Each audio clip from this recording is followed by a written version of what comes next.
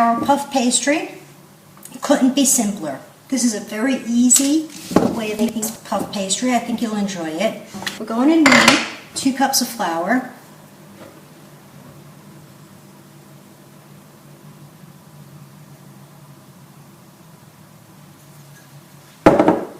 a teaspoon of salt, and a cup of butter.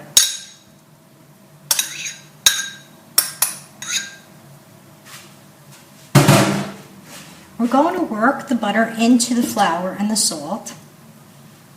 You just want to get a coarse, like a cornmeal texture.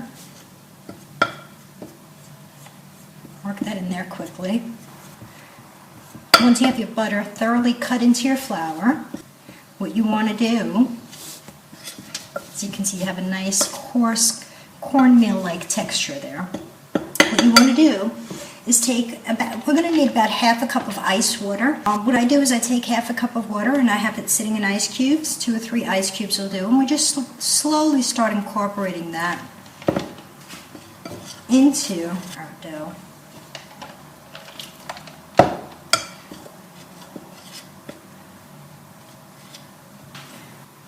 Try not to get your ice cube in there.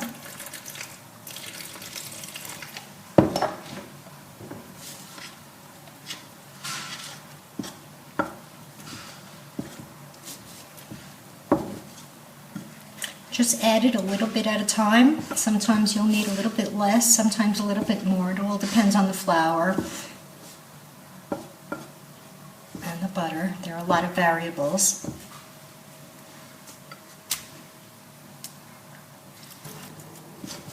And that's just right. As you can see, it's starting to pull away. It's pulled away from the sides of the bowl. And as much as I stirred, it all kind of comes together there. So what we can do at this point is actually knead it. We don't want to over knead it. We don't want to overwork this. We don't want the butter to melt. So I'm going to dust it with just a little bit of flour, very lightly. Knead it quickly, as if you were kneading bread, bringing in from the sides into the center. Dust a little bit more.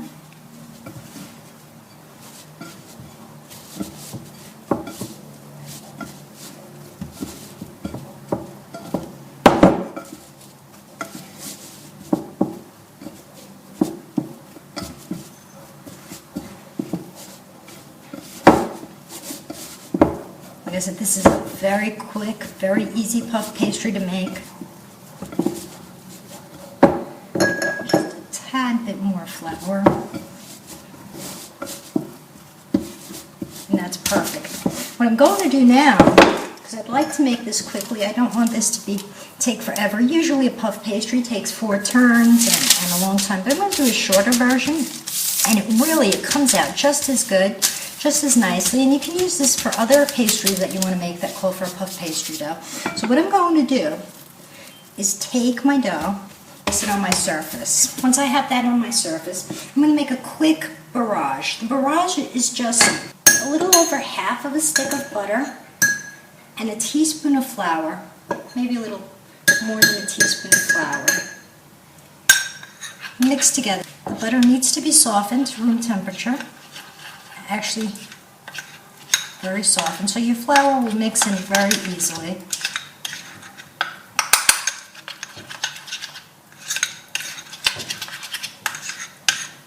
It's not a lot, it's not a huge amount, but it'll do just fine for what we want. I'm going to take some of our flour, spread it over our pastry dough here, flip it over so we have both sides floured, and we're going to roll this out. Like I said, this is a very quick, very pleasant way of making your puff pastry.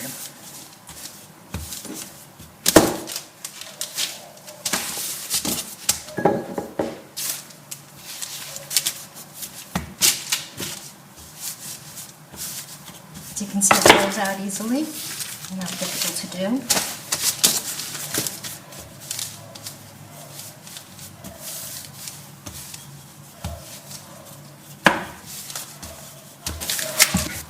Make sure it's nice and level.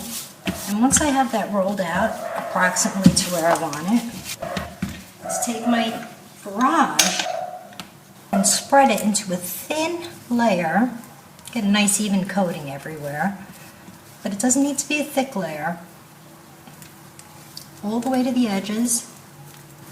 And once that's done, what we want to do is take out pastry and just roll it up. Once it's rolled, like that, it's a nice lug. Seam side up, I'm going to place it, I have a baking sheet here that I plan on baking it in. Seam side up, place it on our baking sheet, and pop it in the fridge for 20 minutes. We want to let that thoroughly chill. We're not going to do a 4-stage, we're going to do a 2-stage, 20 minutes each, so this won't be a lengthy process. That's making this puff pastry is nice and fast. So like I said, we're just going to place that in the fridge for 20 minutes to chill. And roll it out into a rectangle.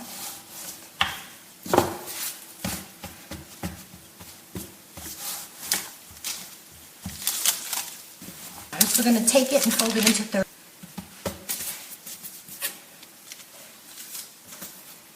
Place it in our tray, our baking sheet, fold side up again. We're at the final stage of our pastry, and what we want to do at this point is just roll it out. And the flour.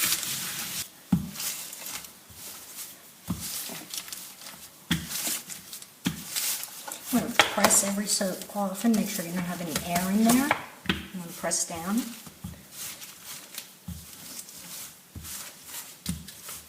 I have my oven preheating to 420. Your puff pastry requires an oven heated to over 400, depending on your oven, between 400 and 425. So I have mine set at 420. I have it preheating, so as soon as these are rolled out to the size I want, I'll be able to pop them in and cook them. As you can see, this rolls out very, very easily.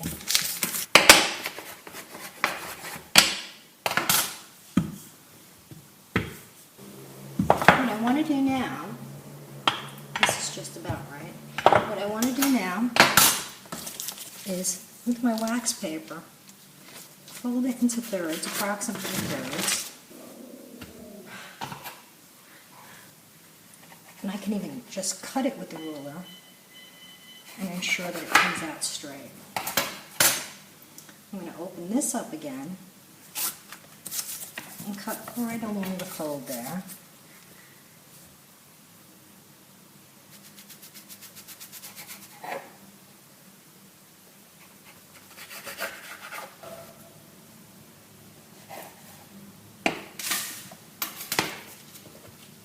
I'm going to take my first layer, place it in my baking sheet.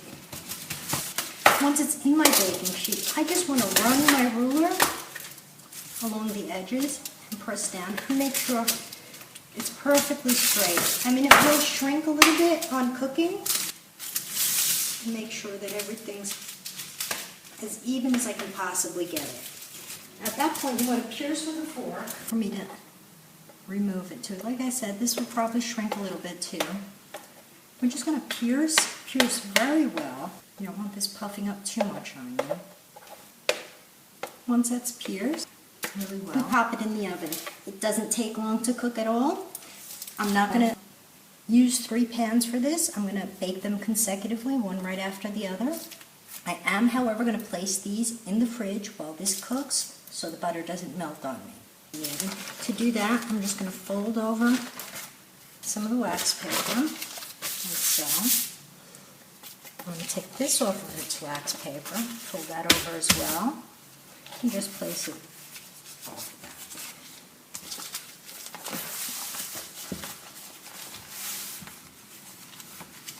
And place it in the fridge. Our first layer is out.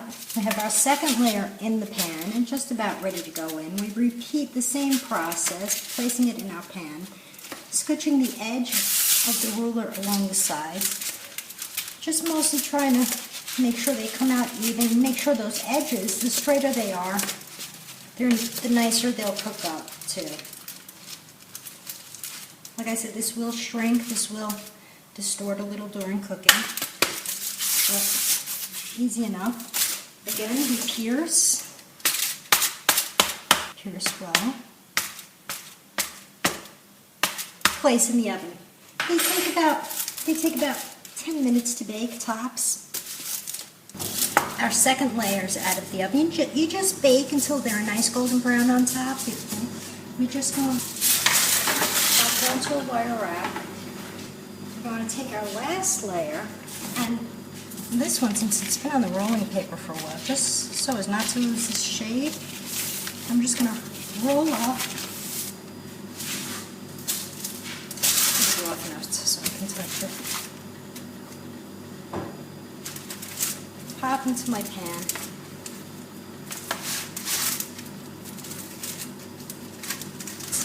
Once that's in, again pierce.